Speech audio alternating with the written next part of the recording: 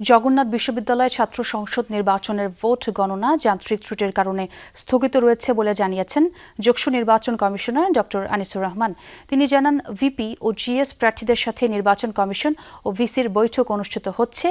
এই বৈঠক শেষেই পরবর্তী সিদ্ধান্ত জানানো হবে। এর আগে সকাল ৯টা থেকে শুরু হয়ে ভোট গ্রহণ চলে বিকেল ৪টা পর্যন্ত।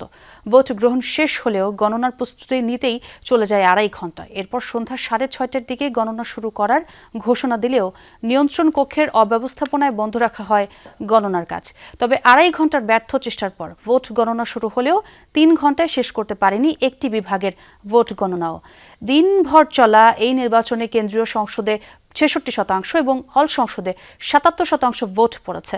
কেন্দ্রীয় সংসদে ২১টি পদে জয় পেতে ৪টি প্যানেল এবং স্বতন্ত্র প্রার্থী মিলিয়ে ১৫৭ জন প্রতিদ্বন্দ্বিতা করছেন। ২১ বছর আগে প্রতিষ্ঠিত এই বিশ্ববিদ্যালয়ে এবারই প্রথম অনুষ্ঠিত হল ছাত্র সংসদ নির্বাচন। দর্শক, যেমনটি বলছিলাম, জগন্নাথ বিশ্ববিদ্যালয়েই আছেন আমার সহকর্মী হাসিবুল করিম বিজয়। বাকি আপডেটটা জানবো তার কাছ থেকে।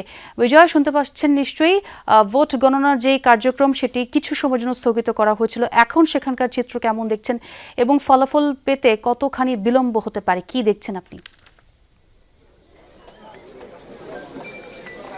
ফলাফল পেতে আসলে কতটুকু বিলম্ব হতে পারে সেটি আমরা এখনও বলতে পারছি না। তার কারণ যে এখনও ভোট গণনা স্থগিত রয়েছে, এটার মূল কারণ হচ্ছে তারা যেটি আসলে বলছেন যে তাদের যে ওএমআর মেশিন রয়েছে ভোট গণনার, সেটি যান্ত্রিক কিছুটা ত্রুটি দেখা দিয়েছে এবং সেই ত্রুটির কারণে আসলে তারা আসলে কিভাবে ভোট গণনা করবে সেই সিদ্ধান্ত এখন পর্যন্ত নিতে পারেনি। তবে আপনি যেমনটি